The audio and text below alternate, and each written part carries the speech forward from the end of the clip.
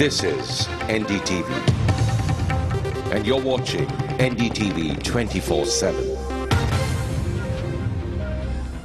Hello and welcome to News at 9. This is Arsha Khullar and the headlines for today are: Mobile number portability launched, but will it really improve customer service? First Tibetan refugee gets Indian citizenship. Will the trend prevail? 25th January declared as National Voters' Day. And Gurgaon introduces Pink Auto for safe travel for women. Things never change, but some things do. While the Telecom Ministry continues to be headed by Kapil Sibal, what has changed is your ability to switch your mobile service provider without changing your number. But will the newly launched mobile number portability service increase efficiency as the Telecom Minister claims? Our correspondent Pratiksha Rao reports. Despite long calls to customer care helplines of various mobile service providers, I still haven't got much idea on how to really go about the new mobile number portability service. Much like any other official procedure, this too requires some documentation. You will need a copy of your address proof, your ID proof, and one passport-size photograph. Confused by the babble at the other end of the line, I decided to do it the old-fashioned way and walk to the local telecom shops in Delhi. पहला step तो यही है कि वो अपने mobile से एक message भेजेंगे PORT स्पेस देके अपना मोबाइल नंबर टू 1900 पर, तो वहाँ से उनको एक कोड आएगा and that code has to be forwarded to the new subscriber. They'll have to fill up a fresh request form. किसी की भी रिजेक्ट, कोई भी कंपनी रिजेक्ट कर सकती है उनके डॉक्यूमेंटेशंस या कोई भी माइनस बैलेंस हो. They have to be a minimum 3 months old customer. From Gurgaon or Noida, can they switch it to Delhi? It is the same thing. वो अभी एप्लीकेबल नहीं हुआ है. If I'm a postpaid user, I can switch over to prepaid. Stick onto your postpaid connection. Prepaid में बदल सकते हैं और प्रीपेड को पोस्टपेड में बदल सकते हैं. Some questions will always lack a clear answer when it comes to the Telecom Ministry. Whether they're about the procedures for the new mobile number portability service or about the allegations of the 2G scam. Perhaps what we need is not new connections to be sold, but better mediums of communicating both ways.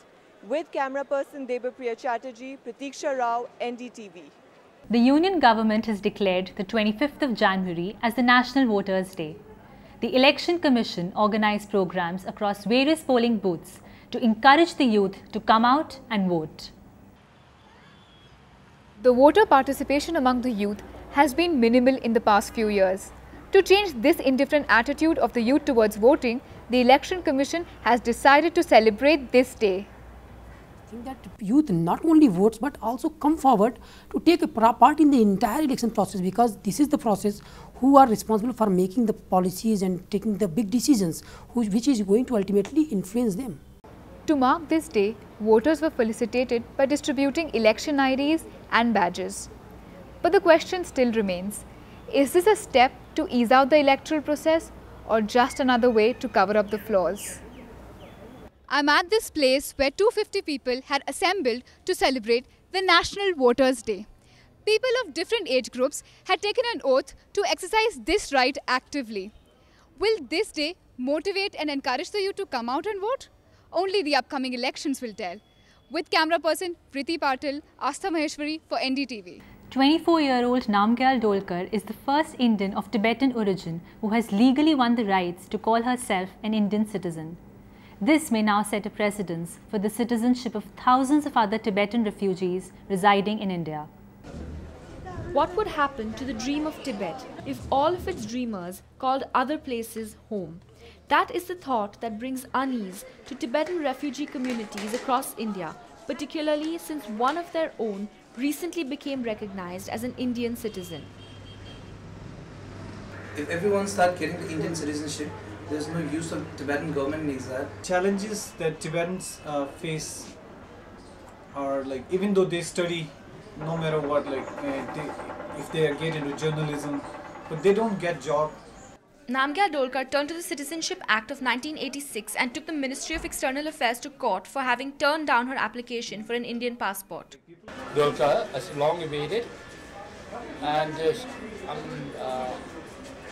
this is a very good judgment. With Namgyal, does the future of Tibetan refugees in India change? I consider myself emotionally a Tibetan, but physically a very Indian. Free Tibet. Dolkar may have won her battle, But did she pick the right one? What should the Tibetans rejoice over?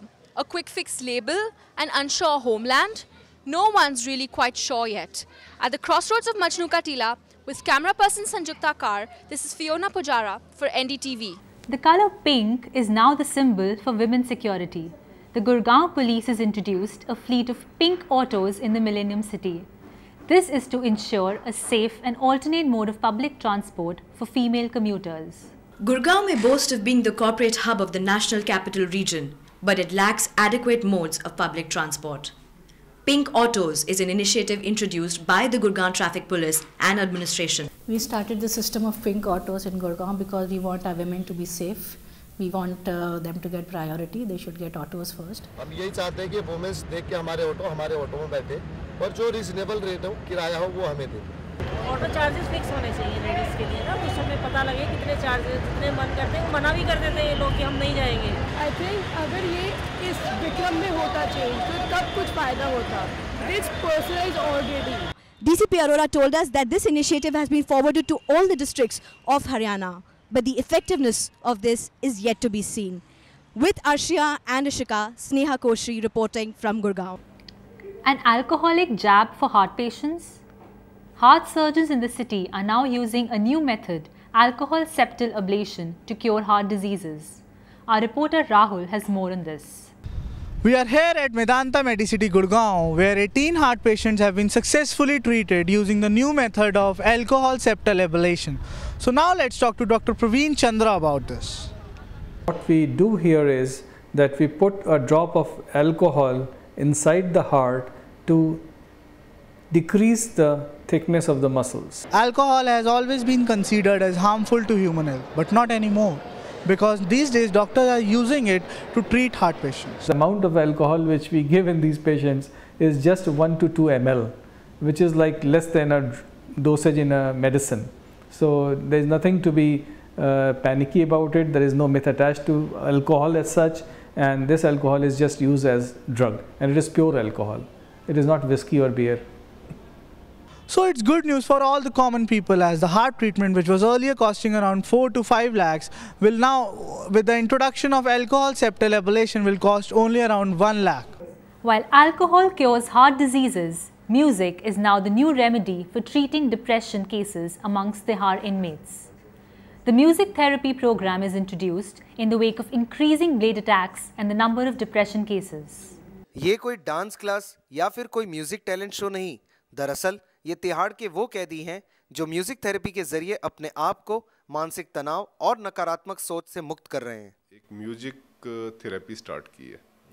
इस music therapy में हम prisoners को music के different instruments जो हैं उनको बजाना सिखाएंगे। I hope this music therapy will transform the complete behavioral pattern of the jail inmates. जी आप हमें बताइए, आपने अपने आप में जब से ये म्यूज़िक और डांस थेरेपी यहाँ पे शुरू हुई, आपने क्या कोई बदलाव महसूस किया? जी बहुत अच्छा लग रहा है मेरे को म्यूज़िक, जब से म्यूज़िक थेरेपी शुरू हुई है तब से लेके अब तक मेरे अंदर काफ़ी बदलाव आए हैं। अभी मैं पिछली बार मैं 3 बार सुसाइड अटेम्प्ट कर चुका था, लेकिन जब से म्यूज़िक स्टार्ट हुआ है तब से मैं अपने आप में बहुत बेटर फील कर रहा हूँ, बहुत अच्छा लग रहा है। जैसे कि आप मेरे पीछे देख सकते हैं, ये कोई सारेगामापा का या इंडियन आइडल का मंच नहीं है, ये है तिहाड़ जेल का म्यूजिक स्टूडियो। अगर इनमें से कोई भी व्यक्ति आपको भविष्य में किसी भी म्यूजिक शो में दिख जाए तो चौंकिएगा मत, क्योंकि यहाँ भी प्रतिभा की कमी नहीं है। नई दिल्ली में तिहाड़ जेल से कैमरामैन प्रियांक जैन के साथ मैं Nitish Sharma, NDTV। With the World Cup less than a month away, there seems to be a growing anticipation for an Indian victory on the home soil. India might have lost the recently concluded one-day series against South Africa in the absence of Sachin, Sehwag and Gambhir, but this has done little to dampen the hopes of experts and fans alike. In fact, most everyone has preferred to look for positives. Yusuf Pathan's thrilling 68-ball century in the final one-day, complemented by brilliant performances from Virat Kohli and Zaheer Khan, has only served to whet appetites here in India. Although there is little to compare between the bouncy South African tracks and dry, flat Indian pitches, can one safely disregard the 3-2 series loss? Are we relying too much on the home ground advantage? A look at the 2010 season shows that teams from the subcontinent do hold an edge. India won 4 of the 5 series it played in the subcontinent. It won the February series against South Africa 2-1, along with clinching the Asia Cup in Sri Lanka. The home team also won against Australia 1-0 and demolished New Zealand 5-0 during December last year.